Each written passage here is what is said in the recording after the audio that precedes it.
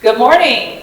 We're glad that so many of you guys are interested in dual enrollment. So this is our one chance to really go through each step of the dual enrollment process so that as counselors, there's only 6 of us. We can't sit with each one of you individually because there's so many of you.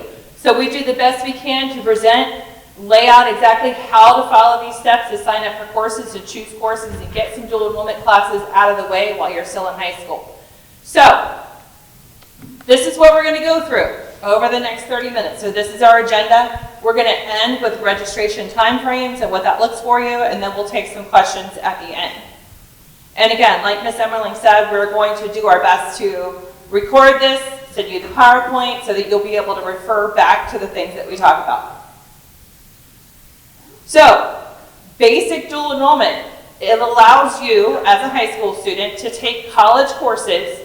These college courses will count for high school credit and college credit. There's no fee involved with any of these, and the partnerships that we have are with Polk State and with Southeastern. So you have the opportunity to earn college credits through Polk State or through Southeastern. The benefits of dual enrollment is that, of course, you're taking these college courses while you're still in high school, and then you can transfer them to whatever college that you go to. Florida colleges and universities are very good with taking courses that you take at the local state colleges and Southeastern, and then they will also, most of the time, transfer out of state, but it's always up to the receiving college to take those transfer credits. It allows students to take more than what we're just able to offer on the high school campus. So you're broadening your educational opportunities, and all of them are always free. Your tuition is free, and fees, books, all of that. You should never pay for anything as a dual enrollment student. And then also when you're counting for high school credit, it's giving you a full point on your GPA too, just like an AP course would. So eligibility, the first thing you have to consider is eligibility. You have to have an unweighted 3.0 GPA. They are not flexible on this. If you have a 2.98, they're not going to let you dual enroll. You have to have the 3.0 unweighted. And the second is you have to have college-ready test scores. So college-ready test scores, they're looking at a reading score, a writing score, and a math score. So those are the 3 subject areas that you need to score in, and then you can use PERT, ACT, SAT, PSAT, and for the algebra or the math section, you can actually use grades in algebra or your EOC. And then the last thing you have to consider is you have to maintain a 2.0 in your college courses, meaning you have to have a C at all times. If you make anything below a C, you cannot continue to dual enroll until you repeat that and earn a higher grade. So dual enrollment basics. Some things to consider. College credits count a little bit differently than high school credits. So in college, every one class that you take is about 3 credit hours. And so 3 credit hours means how long you're going to be in that class during that week. So college terms run fall, spring, and summer. So in each class is only 1 term. So you will finish any class that you take within that term. And then you're going to register for new classes every fall, spring, and summer. The 2 different programs that you can do are dual enrollment, which means you're taking part of your classes at George Jenkins and part of your classes at Polk State or Southeastern. And you can take up to 3 dual enrollment classes as a dual enrollment student. So you can take 3 college classes as a dual enrollment student. The maximum is 3. Even if you take 1 Southeastern class, you can still only take 2 Polk State classes. So it's not 3 at Polk State and 1 at Southeastern, it's total of 3.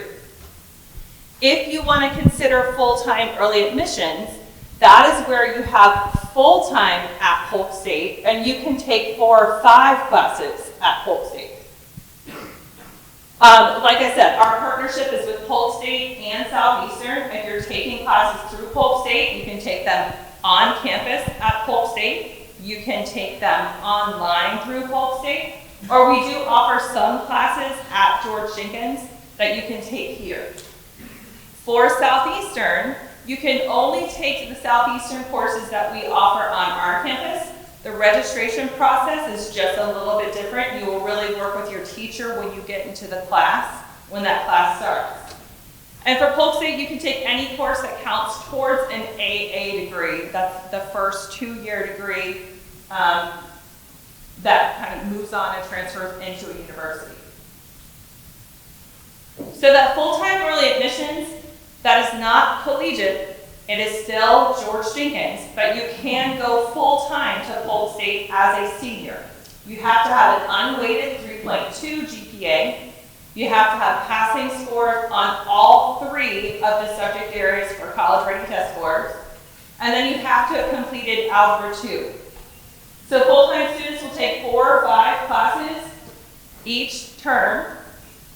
You will not have any George Jenkins classes, so you cannot have anything on our campus. So that's one negative, is that you cannot continue any academy if you choose to do full-time early admissions.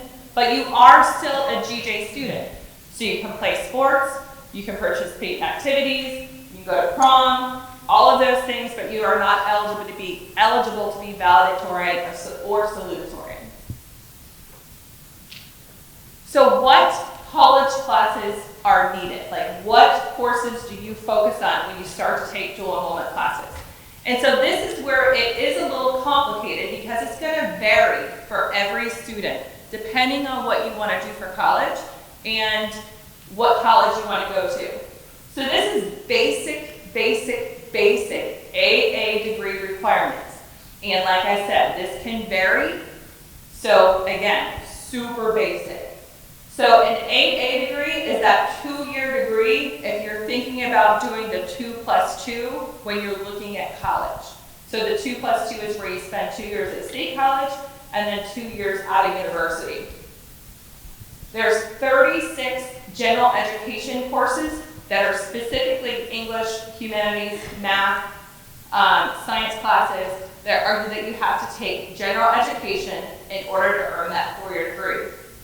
The AA degree is a 60 credit hour degree, so there's 24 credits that count as elective credits for you. So general education coursework in communications and English, 6 credits are required. So if you're thinking 6 credits are required and each class counts for 3 credit hours, that means you have to have 2 English classes, right? See how that kind of adds up there? And then for math, you have to have 6 credit hours. That means you have to have 2 math classes. And with an AA degree, you have choices. You can take any 2 of that long list of math classes, okay? And then for humanities, you specifically have to have those 2, and then any one of that long list right there. So for you, that means you have a lot of choices for what classes you can take as a dual enrollment student. Continuing those general education requirements, you have to have 6 social studies, 2 or 3 natural science, which is the HSC 1101 class, and then science classes, you have to have 7 credit hours. And so these are the list of courses that you can take for science. These are for social studies.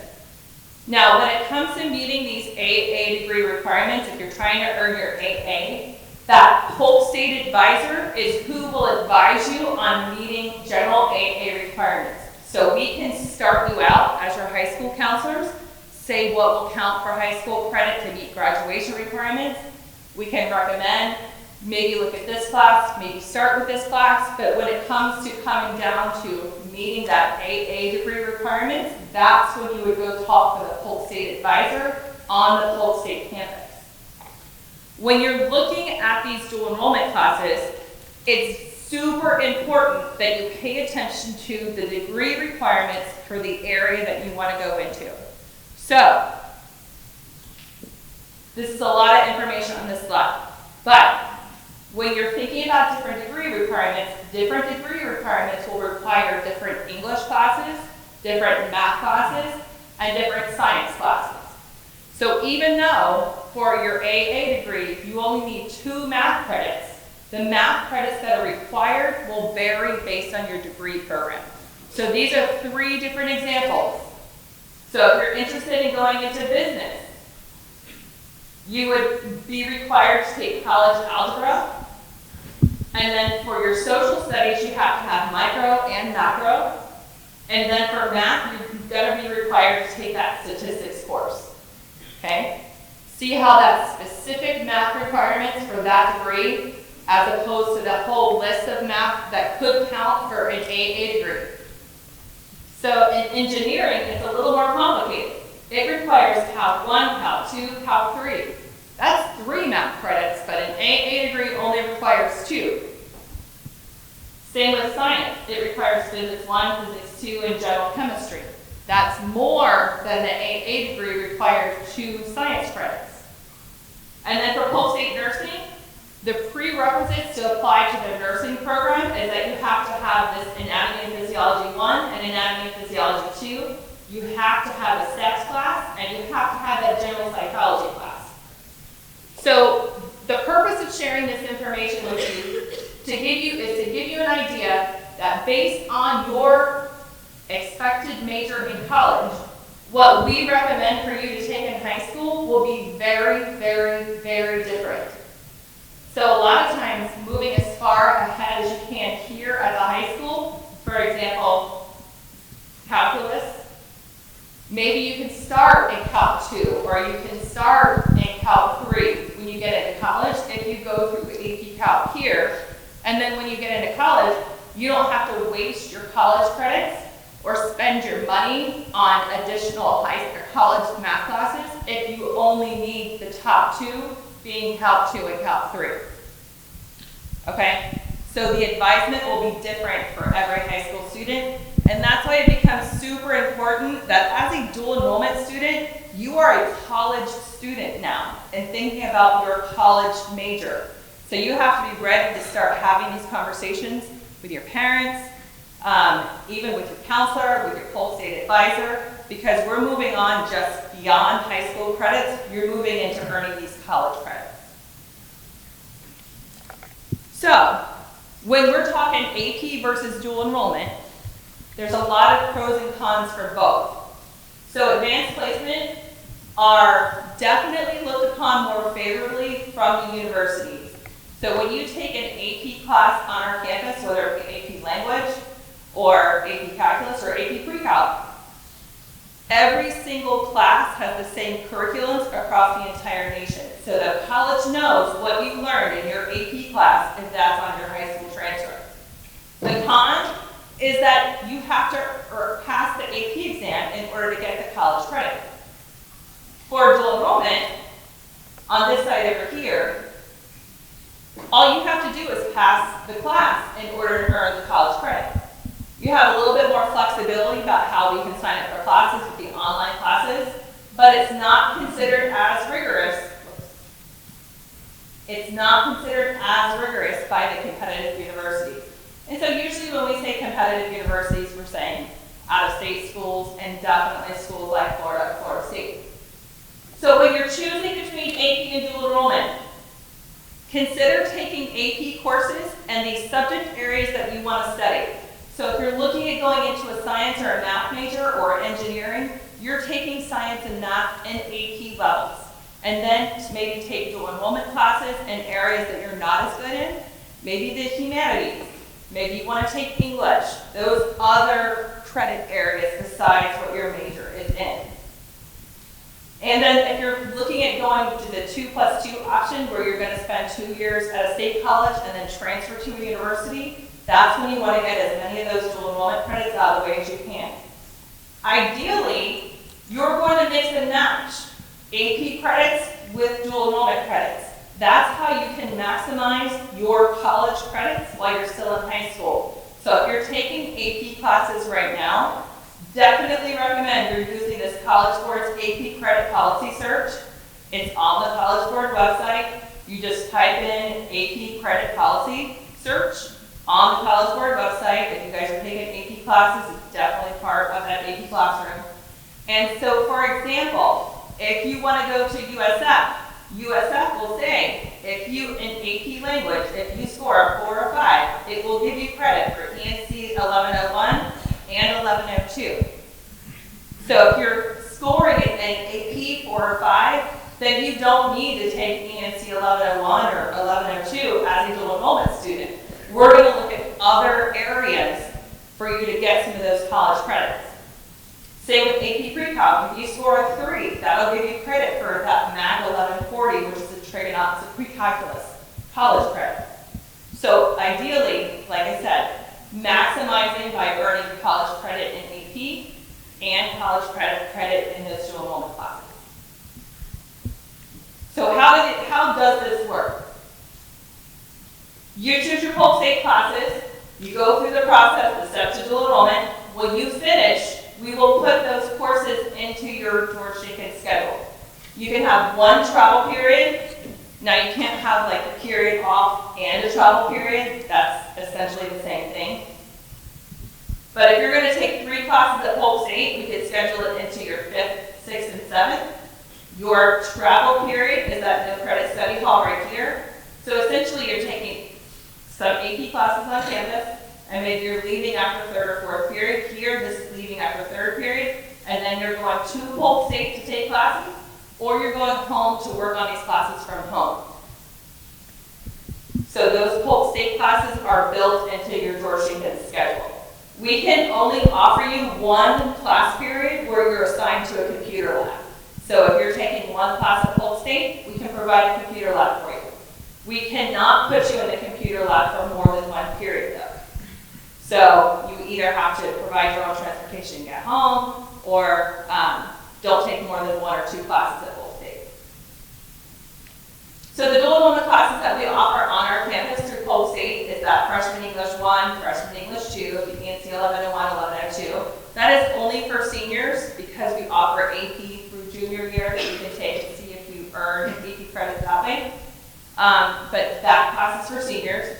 And then we have elective classes, the digital media, and the law program. And then through Southeastern, we offer intermediate algebra and college success.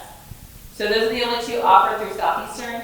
And again, you have to be a senior in order to take the intermediate algebra and college algebra.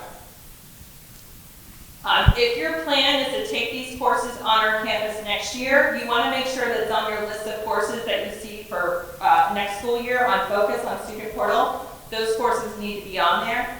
And then we'll go through the registration process at the beginning of the school year, and we'll say, like, this is how far you need to be. So a couple things to think about when you're thinking about dual enrollment is that these dual enrollment grades go on both your high school and your college transcript. So that GPA is affecting your high school GPA and your college GPA. You have to be very ready to start these college classes because your college GPA doesn't go away when you graduate from high school. That will continue with you, and it can affect your eligibility for scholarships. So you need to be very ready to start any kind of dual enrollment class. And again, you should never pay for anything. Dual enrollment is completely free. Transportation is on your own. If you need to take more than one class over at Polk State, you're either driving yourself, your parents are driving you over there, or taking you home to work on the classes to work from home. You need to be paying attention to your Polk State grades because us here at George Jenkins cannot see your Polk State grades, and your parents cannot see your Polk State grades. Okay? If you need to drop a class, then you have to drop the class by the drop date. If you drop it by the Polk State drop date, you'll have a W on your college transcript and it won't affect your GPA. You'll have to retake that class later, but it won't affect your GPA. If you drop a class at Polk State, then we're going to have to put you back in the George Jenkins class because we have to make sure that you maintain a full-time student status, meaning you have to have at least 6 classes all the time. And this is your grade in the college class. So it's up to you to follow through to get the withdrawal paperwork from the college or from your counselor, submit that to Polk State to drop your class, and then make sure your class is dropped from your Polk State portal so that you're not going to be penalized for not dropping that class, or you post a grade that you don't want to keep. So, after all those warnings and setup and the benefits and the negative parts of it, if you want to dual enroll, these are the steps that you have to take.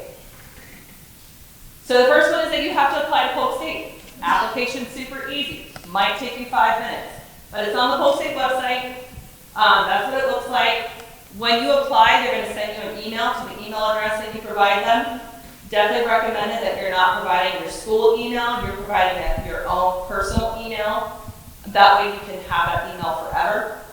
They're going to send you a confirmation email saying that they've received your application, and then a few days later they're going to send you a second email that has your Polk State ID number in it. Double checking test scores. This is where you have to have test scores before you move on to the next step. So again, these are the test scores that you need. ACT you would take on Saturday. Juniors just took the SAT digital yesterday, so those would be your category. You already have that opportunity. If you're in 10th grade, you took a PSAT for first semester. If through those you don't have a test score already, then you can choose to take the PERT. The PERT is only offered at Polk State. If you want to take the PERT through Polk State, then you're going to email their email address here, tell them exactly what sections you need to take. It takes a little while, so you can't wait till the last minute to request to take the PERT. Whenever you're emailing them, you're always copying your school counselor on it. This is the information that you have to put in that email, so you have to have that Polk State ID number before you can request to take the PERT. And then you can only take the PERT 2 times in 2 years. So you have to be ready to take it if you're going to take the PERT. There's some study guides that we put on our website. There's also the Turk system that you can still access through the library, the media tabs, or on class links. And then there's a PERT study guide that you can just Google and find it, but don't just go in there and take it thinking it'll be fine, because you only have 2 chances in 2 years. And then the third step is orientation. So the Polk State orientation is just on their website. You have to have your Polk State ID in order to take the orientation. And then you're going to choose dual enrollment. When you go in there, it'll have a specific dual enrollment orientation. It'll tell you about how to monitor your grades, how to pay attention to the withdrawal dates, what to do if you're not doing well in class. So you have to take that orientation and make sure you're paying attention, because it's very, very, very specific directions for you and stuff that you need to know as a college student. And it can take a couple days to process. So highly recommended, when you get to the end of that dual enrollment, it'll say that orientation, it'll tell you that you have completed it. You just want to take a screenshot, even if you just take a picture with your phone. If we need to confirm you've taken the dual enrollment or taken the orientation, then that's what you're going to provide us, is that screenshot.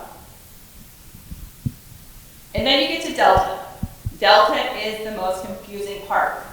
Delta is access through Focus. So it's on your menu on the left-hand side. You're just going to click on Delta when you're in your student portal, and it will take you here. And that's what it looks like. Delta is Polk County Schools communication to Polk State that says you're eligible and the courses that you want to take.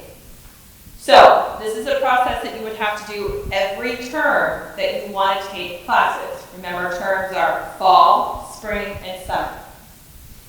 So for dual enrollment, you're going to click on course request and you're going to add the college. This is where you add the college. Make sure the year, I know that says it's old right there, that year needs to be 24-25 if you're taking classes in summer. Or if you're going to take classes in fall, that year needs to be 25-26.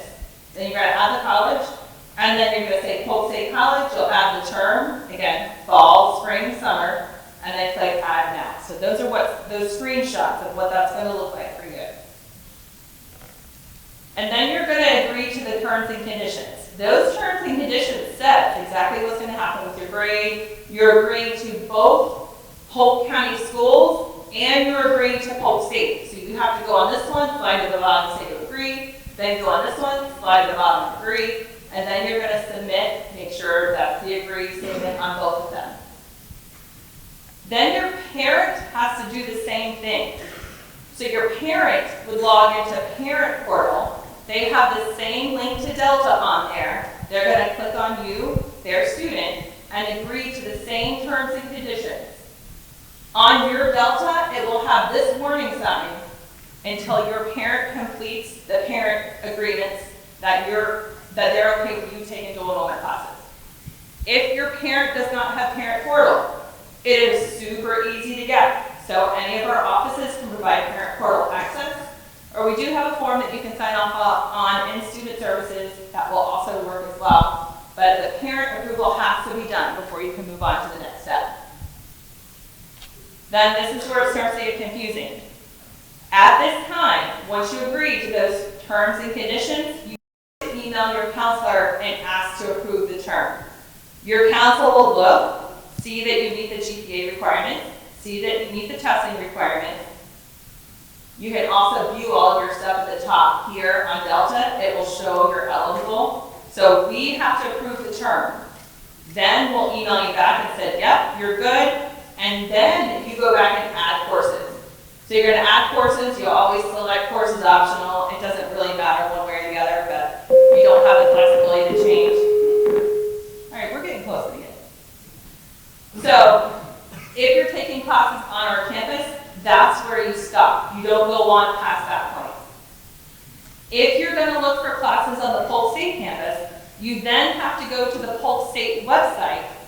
It's right up here at the top under Polk Portal, and you're going to search for open courses. So this is what it looks like here. You're going to have to know the name or the course number of the course that you want, and then you're going to search. If you want online courses, you can search for no live meetings, and that's how you're going to identify the course that you want to take at Polk State.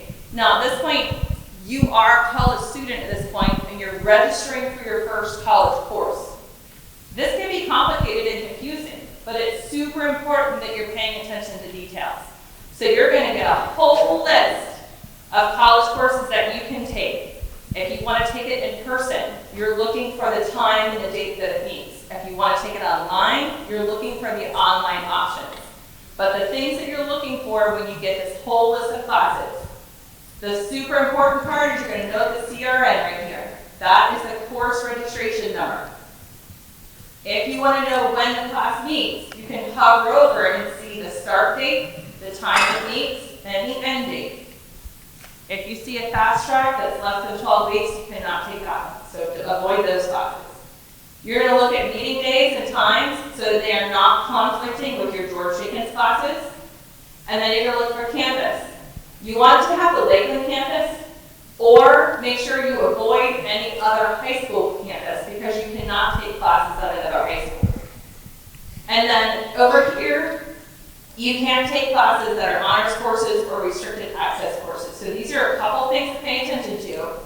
And then if you're becoming very savvy with how you choose your college courses, you're going to use the name of the professor and use ratemyprofessor.com to try to find the best professors that have the best reviews. That is definitely a step that you want to do when you're looking for classes.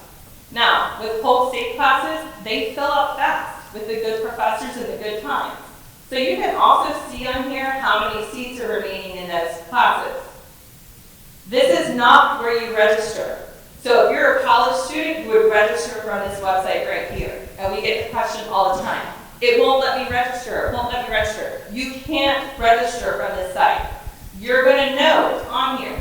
The CRN, when the class meets, what time it meets, where it's located, who the professor is. And then you're going to take that information and email it to your counselor. Okay?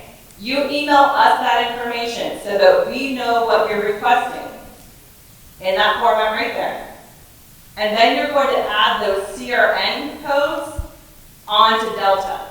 So on here, under reference number, you're going to put the CRN number, and then you can put a backup one, because if the first class fills up that you want, if you provide a backup, then they'll just automatically schedule you in your backup. So once you put that on Delta, you email your counselor will hit the submit button. We verify that it's not going to conflict with your George Jenkins classes. And then once we hit submit, it's going to say unapproved by advisor. That means that it's waiting for the college advisor to register you for the class. Once your registration is complete, it'll say approved by advisor. And then that's when we're ready to add it to your George Jenkins schedule. We don't change your George Jenkins schedule until you get all the way down to this point right here. It is super important on here, when you're waiting for your class to be approved, that you're checking your emails. So your George Jenkins email is not typically the one they will email. They will typically email your Polk State email and say, you know, this class is full for this reference number. Please provide a new reference number. So check that email, because the Polk State advisors will be reaching out to you if there's a problem with the registration process. And then you know it's complete when you get that confirmation email, and then you can view your schedule right there on Polk portal. That's what it looks like on the Polk State website. And then you have to pay attention to your start date of these classes. You're not going to get any notification about when the class starts. Nobody's going to call and remind you and say, the class starts today. Even with an online class, you're not going to get an email. You just know the class starts on August 12th. You have to be logging in. You're going to access the course on Canvas. Now, when you do the orientation, it'll tell you about how to access the course on Canvas, but it'll only show up on there within a couple of days of when it starts. It doesn't automatically load to Canvas. It'll do it right before the class starts. And then for textbooks, if you need textbooks, if you need an online access code, any of those things, these are directions on how to print your schedule from your Polk portal. That means your Polk State portal. And then you can go to the bookstore to get whatever books you need. These are not yours to keep. You have to return them to Polk State if you get a book from the bookstore.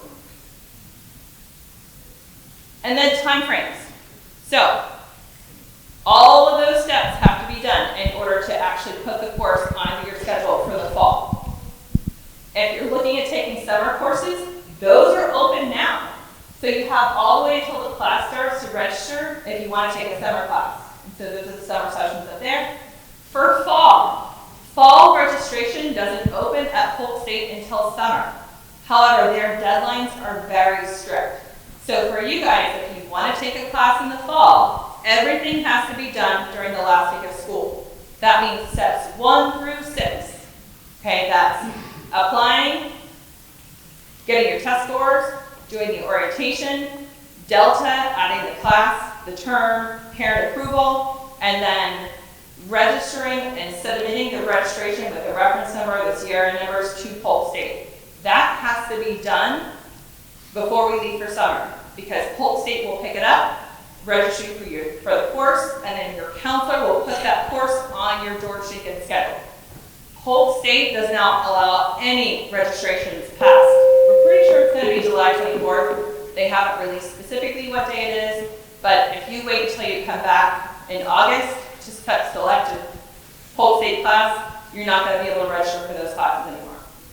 And then always remember that you're going to have to do the same thing in the spring. You'll have to repeat steps 1 through 4, request the classes on Delta, you're going to start at step 4, request classes through Polk State for every term that you take to enrollment classes, because you are registering for college classes.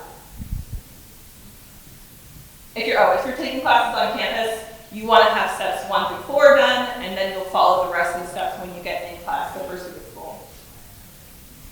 So some important reminders as we wrap up. Any questions about registering for dual enrollment courses need to be directed to your high school counselor. You should not be going to Polk State to register for classes. They go through your high school counselor.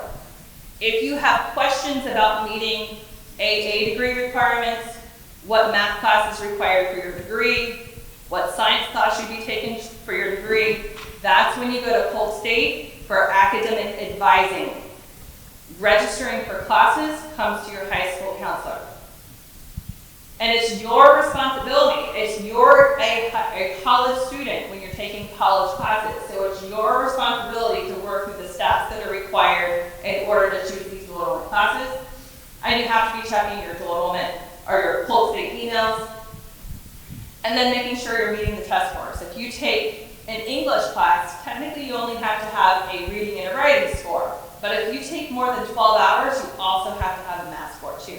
We don't run into it quite as often anymore, but just know if you take more than 12 hours, you have to have passing scores on all sections of English, math, and writing. And again, the PERT rule for every 2 years, that your test scores cannot be older than 2 years as well. So if you're a senior and you took PSAT in 10th grade, that's still only good through October of your senior year.